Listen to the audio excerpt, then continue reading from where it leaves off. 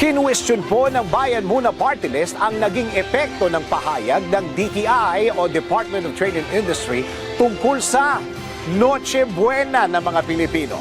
Ayon po kay Attorney Nery Colmenares, kay Chairman, tila walang konkretong pakinabang ang presensya ng ahensya, lalo na sa isyu ng kontrobersyal na pahayag ng DTI Secretary na kasya umano ang 500 pesos para panghanda sa Noche Buena.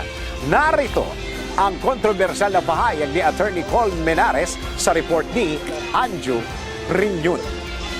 Mga paglilingkod na tama, kaya panalo ang Pilipino. Pero meron ding ginagawang hindi tama, kaya talo ang Pilipino. Mga ibinigay na serbisyo ng mga ahensya ng pamahalaan. Ngayong 2025, alamin kung panalo o talo. DWIZ Year-End Report. Walang impact o epekto sa mga mamamayan ang presensya ng Department of Trade and Industry o DTI.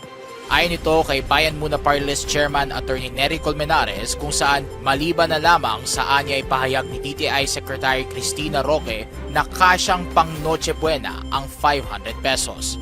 Tila tinuyapa ni Attorney Colmenares ang kalihim ng DTI sa nasabing pahayag dahil sadyang hindi kakasya ang 500 piso bilang handa sa mga ganitong espesyal na okasyon. Hindi ko naririnig yung impact ng DTI sa ordinaryong mamamayan maliban na nung sinabi niya na 500 pesos pwede ka na mag-Noche Buena. Nagulat ako doon kasi yung mga anak natin magpa-birthday lang sa barkada niya lang na 4, yung 500 pesos kulang na. Siguro kung ang Noche Buena mo pandesal at peanut butter na okay na siguro yun kasi 500 mo. Pero nung kasi lang magsabi na spaghetti, di ba? Or mga kung ano-ano pa dyan. Sa akin, medyo yon, marami pang service.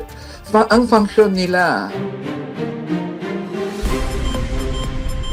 Narinig ninyo ang tinig ni Attorney Nery Colmenares, ang chairman ng Bayan Muna Party List sa panayam ng DWIZ.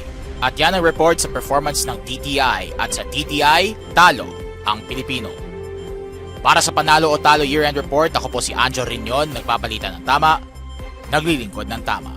Mga paglilingkod na tama, kaya panalo ang Pilipino. Pero meron ding ginagawang hindi tama, kaya talo ang Pilipino. Mga ibinigay na serbisyo ng mga ahensya ng pamahalaan. Ngayong 2025, ngayon alam na kung panalo o talo. DWIZ Year-End Report.